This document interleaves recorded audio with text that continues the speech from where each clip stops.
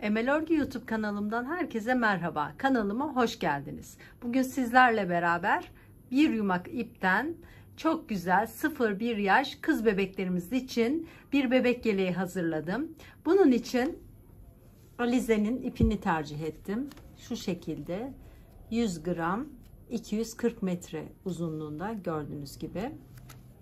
İpim de 3,5 numaralı misinalı şiş tercih ettim. Şişimize toplamda 68 tane ilmekle başlayalım. Sonrasında her iki yüzde de düz örgü olacak şekilde örüp toplamda 4 sıra haroşa sıramızı tamamlayalım. Sonrasında roba artırımlarımızla devam edeceğiz. Evet arkadaşlar, ipimizin renk kodunu söylemeyi unutmuştum. Şurada yazıyor gördüğünüz gibi 7936. Evet, siz de bu ipten yelek örmek isterseniz bu şekilde. Şimdi yeleğimizin yakası için toplamda şöyle gördüğünüz gibi 4 sıra haroşa sıramı ördüm. Ayraçlarımla kol ayrımlarını yaptım. Ön için 12 tane ilmek ayırdım. 2 tane sabit ilmeğim sağından ve solundan arttırma yapacağız. Kol için toplamda 9 ilmek ayırdım. Yine 2 tane sabit ilmeğim sağından ve solundan arttırma olacak. Arka için 18 tane ilmek. Tekrar 2 tane sabit ilmeğim sağından solundan arttırma. Kol için yine aynı 9 ilmek, 2 tane sabit ilmeğim. Yine aynı şekilde ön için 12 tane ilmek ayırdım. Bu 12 tane ayırdığım ilmeğin toplamda 6 tane ilmeğim kenar patım olacak şekilde ilerleyecek. Şimdi buradaki ön için ayırdığım 12 tane ilmeğimin 6'sı kenar patı ve ben burada ilk düğme iliğimi açıyorum. İlk ilmeğimi örmeden aldım. Sonrasında bir tane ilmeğimizi düz örgü olarak ördük. Sonrasında 2 tane ilmeğimi kestim. Bir tane artırma yaptım. 2 tane daha ilmeğimi düz örgü olarak ördüm ve burada kenar patımda bir tane düğme iliği açmış oldum. Şimdi ayracımıza kadar ilmeklerimizi düz örgü olarak örelim.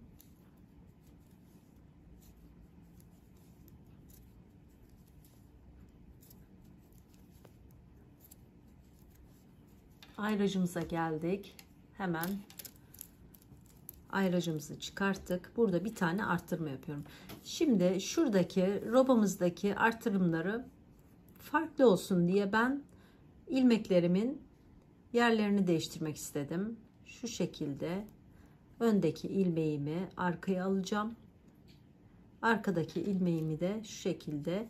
Bunu da düz örgü olarak devam edeceğiz. İkisini de yine düz örgü olarak örüyorum. Sonrasında kenar patımızı çıkardık. Arttırmamızı yaptık. Kol için ayırdığımız 9 tane ilmeğimizi düz örgü olarak örüyoruz.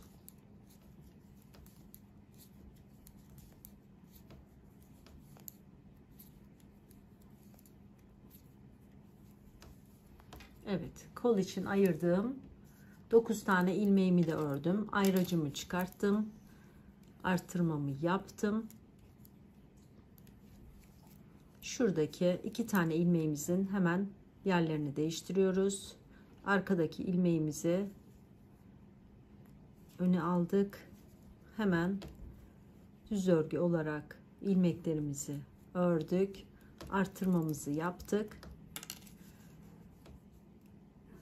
Ayracımızı çıkarttık. Şimdi arka için ayırdığımız toplamda 18 tane ilmeğimizi düz örgü olarak örüyoruz.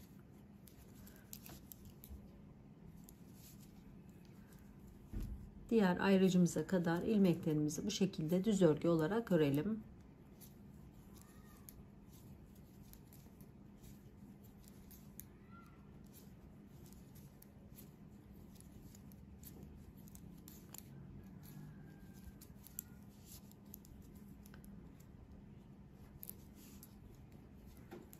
Evet, yine ayracımıza geldik. Hemen ayracımızı çıkarttık. Artırmamızı yaptık. Şuradaki ilmeklerimizin burada Şu ayracımıza takılmış ilmeğimiz. Onu hemen çıkaralım. Evet, onu çıkarttık. Şuradaki ilmeğimizi alalım. Evet.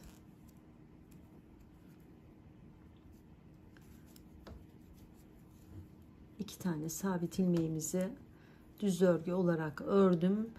Ayracımı çıkarttığım için artırmamı yaptım. Kol için ayırdığım 9 tane ilmeğimizi düz örgü olarak örelim.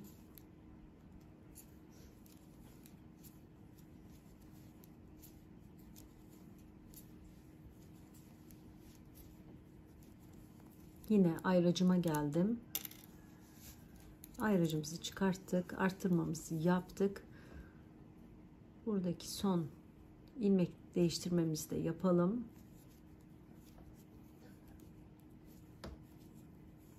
Artırmamızı yaptık. Ayracımızı çıkarttık. Ön için ayırdığımız 12 tane ilmeğimizi de düz örgü olarak örüp sıramızı tamamlıyoruz. Burada kenar patlarımızı örgümüzün düz yüzünde de düz örgü olarak devam ediyoruz.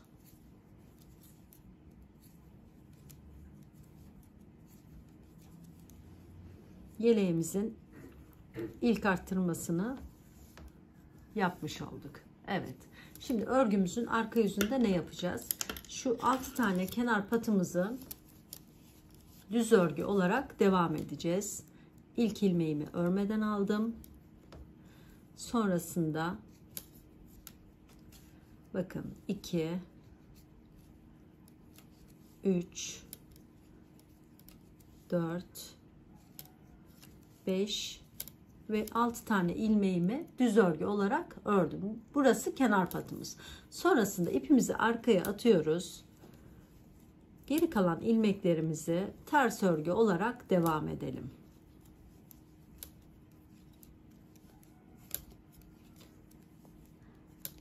İlmeklerimizi arttırdığım ilmeği de ters örüyorum. Şuradaki 2 tane sabit ilmeğimizi de ters öreceğiz. Yine arttırdığım ilmek ters. Evet, bu şekilde şu son 6 ilmeğimize kadar ilmeklerimizi ters öreceğiz. Son 6 ilmeğimizi de kenar patımızı 6 tane ilmeğimi düz örgü olarak örüp sıramızı tamamlayalım. Yeleğimizin ilk arttırmasını tamamladık. Şurada da bir tane düğme iliğimiz açıldı. Şimdi ikinci arttırmayı da beraber yapalım. Burada kenar patımızı örgümüzün düz yüzünde hep düz öreceğiz demiştim.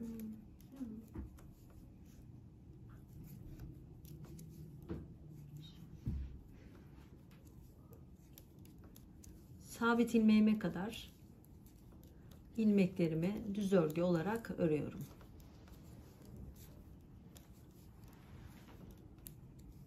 Sabit ilmeğime geldim. Şimdi sabit ilmeğimden önce yine bir arttırma yapıyorum. Hemen ilmeklerimizi değiştiriyoruz. Az önce yaptığımız işlemlerin aynısını yaparak artırımlarımızı tamamlıyoruz. Tekrar arttırma yaptım. Diğer sabit ilmeğime kadar ilmeklerimi düz örgü olarak örüyorum.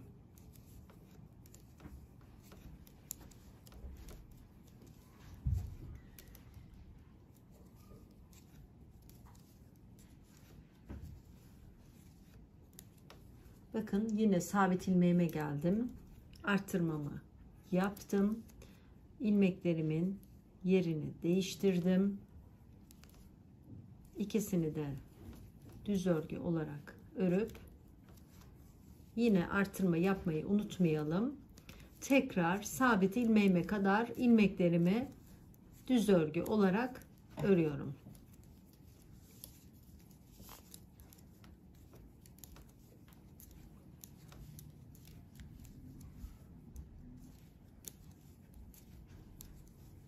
Hep sabit ilmeğimizi baz alacağız. Sabit ilmeğimizden önce ve sonrasında arttırma yapmayı unutmayacağız.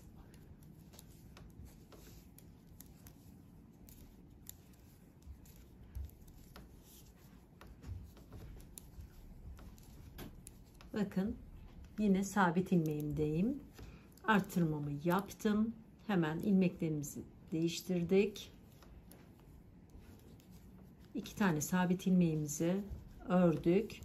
Artırmamızı yaptık. Yine diğer sabit ilmeğimize kadar düz örgü olarak devam ediyoruz.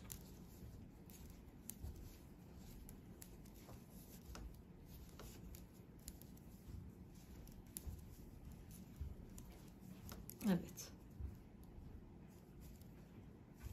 Yine ilmeklerimizi değiştirdik. Arttırmamızı yaptık. Tekrar arttırmamızı yaptık.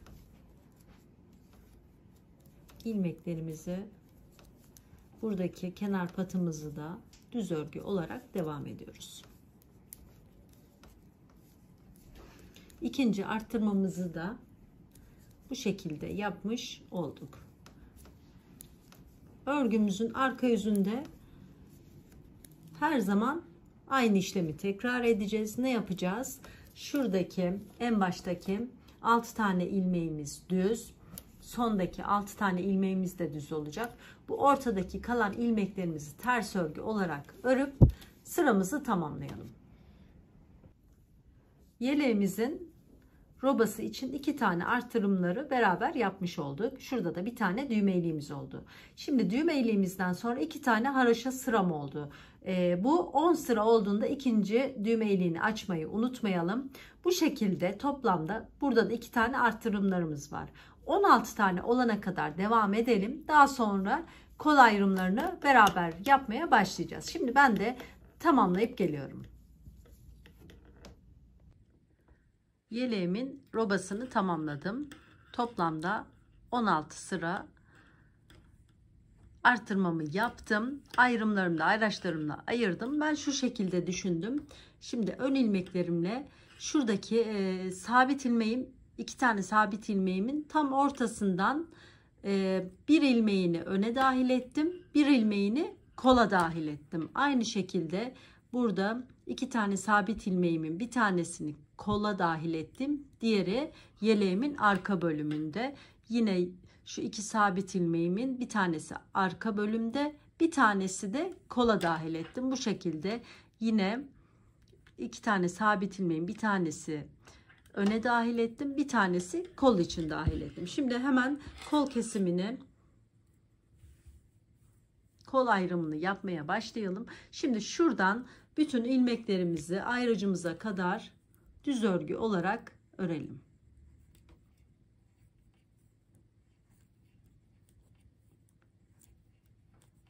Şu ayrıcımıza kadar örelim. Gördüğünüz gibi bir tane sabit ilmeğin bir tanesini öne dahil ettim. Ayrıcımı sağ şişime tekrar taktım. Şimdi buradaki ilmeklerimi de yine aynı şekilde düz örgü olarak ayrıcımıza kadar örelim.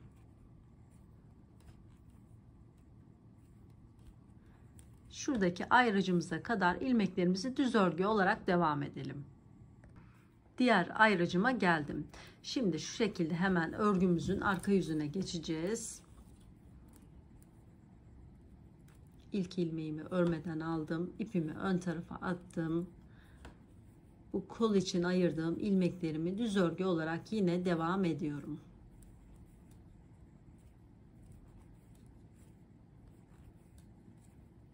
İlmeklerimizi düz örgü olarak şuradaki ayrıcımıza kadar örelim. Örgümüzün düz yüzüne geldik. Şimdi ayrıcımızı çıkarabiliriz. Örgümüzün düz yüzünde bir tane haroşa sırası oldu. Şimdi bu haroşa sırası aynı yakada olduğu gibi 4 tane olana kadar her iki yönde de düz örgü olarak devam edelim. 4 sıra haroşamızı tamamlayalım. Daha sonra bir tığ yardımı ile kolumuzu birleştireceğiz. 4 sıra haroşa sıramı tamamladım. Şu şekilde ikinci ilmeğimizi örüyoruz. Diğer ilmeğimizin üstünden geçirip kesme işlemi yapıyoruz. İlmeğimi ördüm. Üzerinden geçirip kesme işlemini yaptım. İlmeklerimizi kesme işlemini bu şekilde yapalım. Tüm ilmeklerimizi keselim. Daha sonra kolumuzu birleştireceğiz. Kesme işlemini de tamamladık. Şimdi örgümüzün düz yüzü şu şekilde içe gelecek şekilde şöyle kapatıyoruz. Daha sonra bir tığ yardımı ile şuradaki ilmeğimizi alalım. Karşılıklı ilmeklerimizi birleştireceğiz. En ucundaki, bakın şuradaki en uçtaki ilmeğimi tığımın şu şekilde geçirelim. Şöyle bir tane de sık iğnesi yaptık. Şimdi sırasıyla şuradaki ilmeklerimizi şununla karşısındaki ilmeğimi aldım. Evet, sırada şu ilmeğim var. Bununla şu hemen karşısındaki ilmeğimi alıyorum. Yine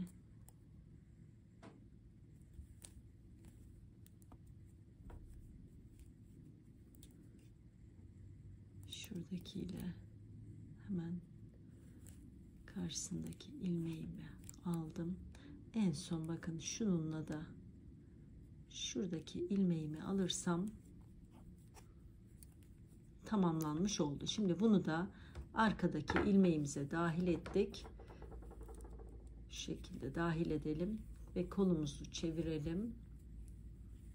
Evet, gayet düzgün, çok güzel bir robe oldu. Şurayı da düzgünce birleştirdiğimizde göstermiş oldum. Şimdi ne yapacağız? Şimdi bu arkadaki ilmeklerimizi düz örgü olarak devam edeceğiz.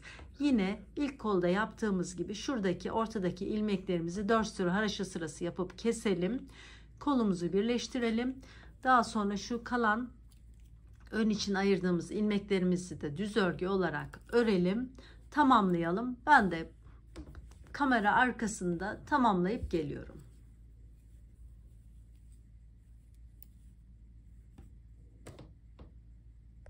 Yeleğimin kol birleştirmesini tamamladım. Düzgün bir şekilde yeleğimizin kolunu birleştirdik. Şimdi sıra yeleğimizin etek ucuna model uygulamasını yapmaya geldik. Şimdi yeleğimizin model uygulaması 8 ve 8'in katları artı 2 birer de kenar ilmekleri olarak bu şekilde model uygulayacağız. Ben ilmek sayıma baktım. İlmek sayımda toplamda 5 tane ilmek eklemem gerekiyor. O yüzden şimdi onu şu kol altında hemen 3 bir kolda, 2 bir kolda ilmeklerimizi ekleyeceğiz. Daha sonra model uygulamamıza başlayacağız. Şimdi örgümüzün arka yüzündeyiz. Evet, örgümüzün arka yüzünde kenar patlarımızı ne yapıyorduk? Hep düz örüyorduk. 6 tane ilmeğimizi düz örelim. 2 3 4 5 ve 6. Sonrasında şu kol bölümüne kadar ilmeklerimizi ters örgü olarak örelim. Şuraya kadar ilmeklerimizi ters örgü olarak örelim. Yeleğimin kol bölümüne geldim gördüğünüz gibi. İsterseniz şu şekilde şöyle ipi şu şekilde yaparak artırma yapabilirsiniz. İsterseniz şurada mesela boşluk bir yerde şişimizi takıp içinden ilmek çıkarabiliriz. Sonrasında bir tane ilmeğimizi ters ördüm. Çünkü arada boşluk olmasın. Tekrardan bakın şurada yine bir boşluk var. Şuradan şişimi içinden geçirdim. Gördüğünüz gibi bir ilmek daha çıkarttım. Yine diğer ilmeğimi ters ördüm. Buradaki ilmeklerimizi ters örüyorduk. Ortadaki ilmeklerimizi yine ters ördüm. Yani bir tane arttırma yaptık. Bir ilmeğimizi ters ördük. Bir arttırma daha yaptık. Yine ters. Şimdi burada 2 tane arttırma yapmış olduk. Şimdi şurayı ters olarak devam edelim. Bu kola geldiğimizde de aynı bu şekilde 3 tane daha arttırma yapalım. Kalan ilmeklerimizi de örüp daha sonra model uygulamamıza devam edeceğiz. Örgümün düz yüzüne geldim. Artırmalarımızı yaptık. Şimdi model uygulamamıza başlıyoruz. Model uygulamamızda bir tane şöyle düz sıra olarak gideceğiz. Arka sırada da kenar patlarımızı düz, ortadaki ilmeklerimizi ters örüp daha sonra modelimizi şekillendireceğiz. Şimdi bu sırayı düz örgü olarak örelim. Arkayı da kenar patlarımız düz, ortadaki ilmeklerimizi ters örelim. Ben de bu işlemleri yapıp geliyorum. Örgümüzün düz yüzüne geldik. Kenar patımı ördüm. 6 tane ilmeğimi ördüm. Şimdi benim ilmeklerim şu şekilde ters oluyor bu sırada. Şöyle düzeltiyorum.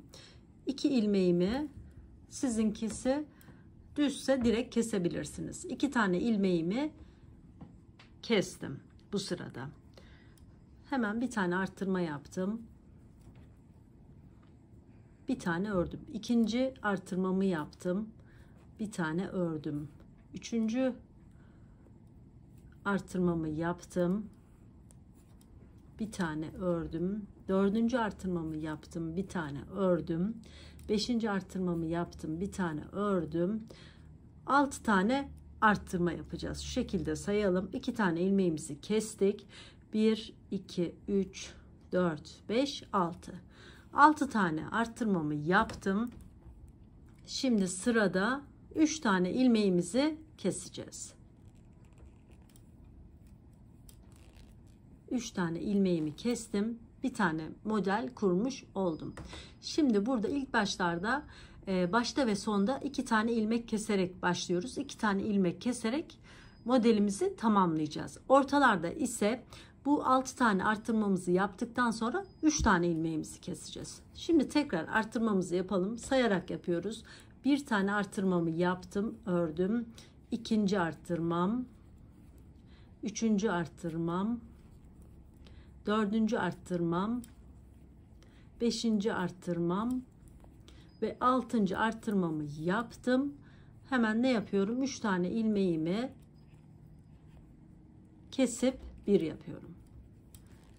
İkinci modelimizi de burada kurmuş olduk. Tekrar artırma yapıyorum. Birinci artırmam, ikinci artırmam, üçüncü artırmam, dördüncü artırmam, beşinci artırmamı yaptım. İlmeğimi ördüm. Altıncı artırmamı yaptım. Yine 3 tane ilmeğimi kesiyorum.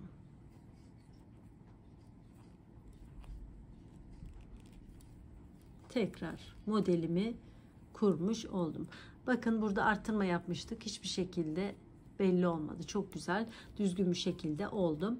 Şimdi bu sırayı bu şekilde tamamlayalım. Zaten en sonda da aynı şekilde artırmalarımızı yapacağız. En sonda da 2 tane kesme işlemi yapıp kenar patımızı örüp sıramızı tamamlayalım. Bu sıranın sonuna geldiğimizde 3 tane kesmemi yaptım. Bir artırmamı yaptım. 2 3 4 5 ve 6. artırmamı yaptım. Aynı başlarken 2 tane ilmek kesmiştik. En sonda da 2 ilmeğimizi kesip daha sonra kenar patımızı örüp sıramızı tamamlıyoruz.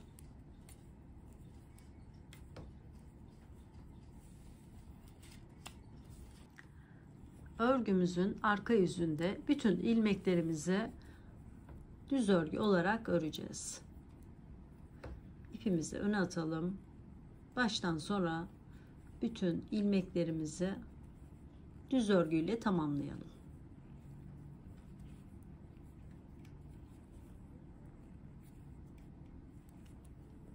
Kenar patımı ördüm. Burada eksilttiğim ilmeğimi de düz ördüm. Arttırma yaptığım ilmekler, bütün ilmeklerimizi bu şekilde düz örgü olarak devam edelim. Örgümün düz yüzüne geldim. Şu şekilde ilmeklerimizi çoğalttık. Şimdi bu sırada ilmeklerimizi azaltmaya başlıyoruz. Kenar patımızı örelim. Bu şekilde.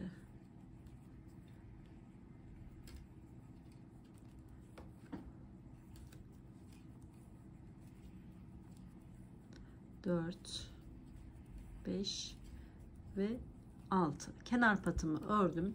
Şimdi hep ne demiştim? Kenarlarda 2 tane eksiltme yapacağız. Yine burada da 2 tane ilmeğimizi eksiltelim. En başta 2 tane ilmeğimi eksilttim. Şimdi toplamda 9 tane ilmeğimizi düz öreceğiz. 1 2 3 4 5 6 7 8 ve 9. 9 tane ilmeğimi düz ördüm. Bakın şurada kendini gösteriyor zaten. Şuradaki kesme yaptığım yere geldim yine. Burada 3 tane ilmeğimizi keseceğiz. 3 ilmeğimizi şu şekilde bir yapıp kesiyoruz. 3 tane ilmeğimi kestim. Yine aynı şekilde devam ediyorum. 9 tane ilmeğimi sayarak devam edeceğim. 1 2 3 4 5 6 7 8 ve 9. 9 tane ilmeğimi ördüm. Bakın yine kesme yaptığım yere geldim. Eğer siz tam buraya denk gelmiyorsanız şurada artırma yaparken eksik yapmış olabilirsiniz, fazla yapmış olabilirsiniz. Hep sayarak modeli bu şekilde devam ettirelim. Şuradaki kestiğim yere geldiğimde yine 3 tane ilmeğimi kesiyorum. Modelimin bu sırası bu şekilde. İlk başta 2 tane ilmeğimizi kestik. 9 tane düz ördük. Ortalarda 3 tane kesiyoruz demiştim. 3 ilmeğimi ördüm. 9 tane düz ördüm. 3 ilmeğimi kestim. Yine 9 tane düz öreceğim. En arkada da en başta yaptığımız gibi 9 tane düzümüzü öreceğiz. Sonradan 2 tane ilmeğimizi keseceğiz. Kenar patı örüp sıramızı tamamlayalım. Örgümün sonuna geldim. 3 tane kestim. 1 2 3 4 5 6 7 8 ve 9 tane ilmeğimi düz ördüm. Sonrasında şu 2 tane ilmeğimi kestim. 1 yaptım. Kenar patımı da düz örüp sıramı tamamladım. Bu sırayı da bu şekilde tamamlamış olduk.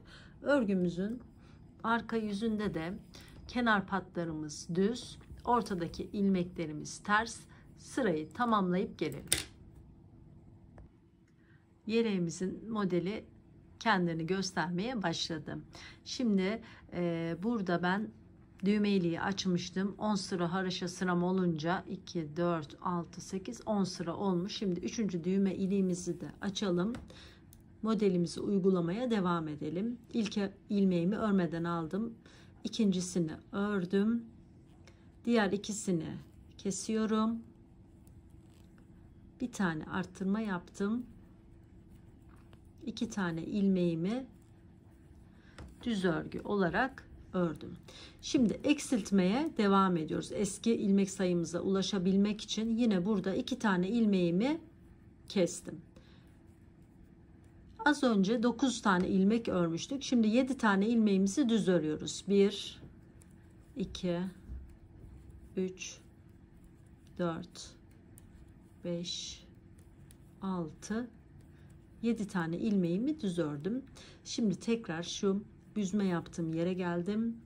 Burada ortalarda ilmeklerimizi 3 kesiyorduk. Yine 3 tane ilmeğimizi düz keseceğiz. 3 tane ilmeğimi kestim. Yine 7 tane düz ilmek örüyoruz. 1 2 3 4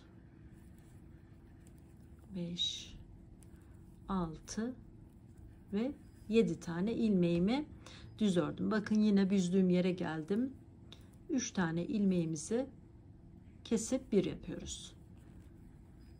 Evet, bu sırada da bu şekilde devam edeceğiz.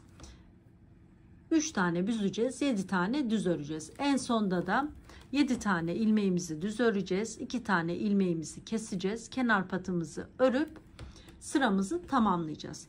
Örgümüzün arka yüzünde de yine kenar patlarımız düz. Ortadaki ilmeklerimizi ters örelim. Sırayı tamamlayalım. Gelelim. Yeleğimin birinci modelini şekillendirmiş olduk, tamamladık. Bu şekilde çok güzel, çok gösterişli bir model oldu. Eminim tamamlayınca daha da güzel olacak. Modeli zor olarak görüyorsunuz ama ördükçe sadece şu altılı arttırmayı kaçırmamak gerekiyor. Hani bunu sayarak 1 arttırma, 2, 3, 4, 5 o şekilde olduktan sonra model kendiliğinden ilerliyor. Bu sırada şimdi tekrar en başta yaptığımız gibi 2 tane kesme işlemi yapmıştık. Biri arttırmıştık. 6 tane şu arttırma işlemimizi yapmıştık. 6 tane arttıracağız. 3 tane keseceğiz. Hemen kestikten sonra arttıracağız, sayacağız. 1, 2, 3, 4, 5, 6 tane arttırmamızı yapacağız. Şurada 3 tane kesme işlemimizi yapacağız. Arka sırada da bütün ilmeklerimizi düz örüp şuradaki tek haroşa sıramızı yapmıştık. Ondan sonrası da yine aşağıda yaptığımız uygulamaları takip edelim. Bu şekilde ilerleyelim. 3 tane düğme iliği açtık. 5. düğme iliği olana kadar modelimize devam edelim. Ben de devam edip modelimi tamamlayıp geliyorum. Evet arkadaşlar, model uygulamamı tamamladım. Çok güzel, çok şık bir model oldu. Çok uyumlu oldu. İpimizin rengi de şahane durdu. Şimdi ben toplamda kaç tane model uygulamışım? 1, 2, 3, 4, 5, 6, 7, 8 tane model uyguladım. Şurada 5. düğme iliğimi de açtım. En son hani ilmeklerimizi çoğaltıyorduk. İkinci azaltmamızda eski ilmek sayımıza geliyorduk. O yüzden ben ikinci ilmek sayımı da kesmelerini de yaptım. Örgümün arka yüzüne geldim. Yani kesiyorduk. Şurada 3 kesiyorduk. 9 örüyorduk. Daha sonra ters örgü örüp tekrar 3 kesip 7 kestim. Sıramı tamamladım. Yani eski ilmek sayıma ulaştım. Şimdi aynı yakada ördüğüm gibi toplamda 4 tane haroşa sırası örüp yeleğimizi tamamlayacağız. Çok güzel oldu. Ben de bu işlemleri yapıp yeleğimin düğmesini dikip hazır ettikten sonra sizlerle paylaşacağım. Evet arkadaşlar, yeleğimi tamamladım. Düğmelerini de diktim. Çok güzel, çok şık bir yelek oldu. Çok beğendim. Modelimiz ipine o kadar güzel uydu ki eminim siz de çok beğeneceksiniz. Şu şekilde göstereyim. Evet arkadaşlar. Şimdiden herkese kolay gelsin.